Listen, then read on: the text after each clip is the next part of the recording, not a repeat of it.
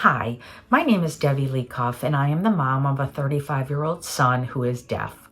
Mark was diagnosed when he was 18 months old because back when he was diagnosed, there was no newborn hearing screening.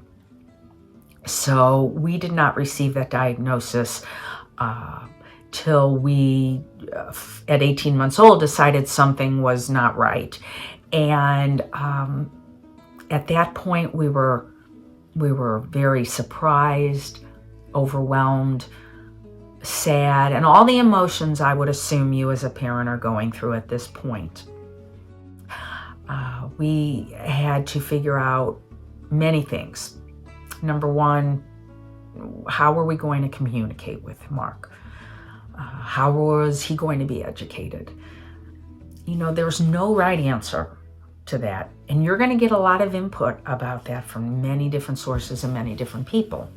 But I think the thing to remember is that there is no right answer. It's what's right for your family, for your child, and you have to go with what you think is right. We chose to try the oral method first, and then he learned sign language later on. He was implanted with a cochlear implant at around 3 years old. And that's what worked for us. That's what was right.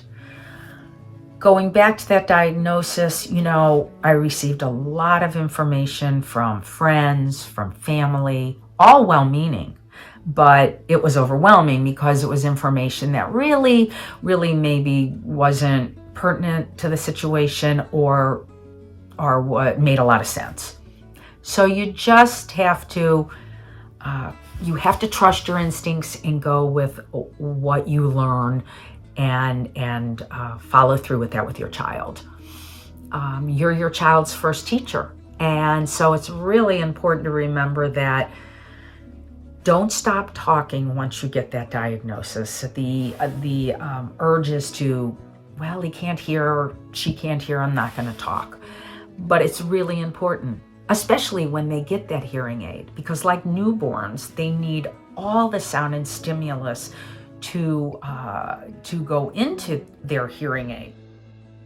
Today, Mark is married with a baby daughter, and he is a neurologist. He is finishing up a fellowship, and he will be starting with a wonderful practice soon, and it's very exciting.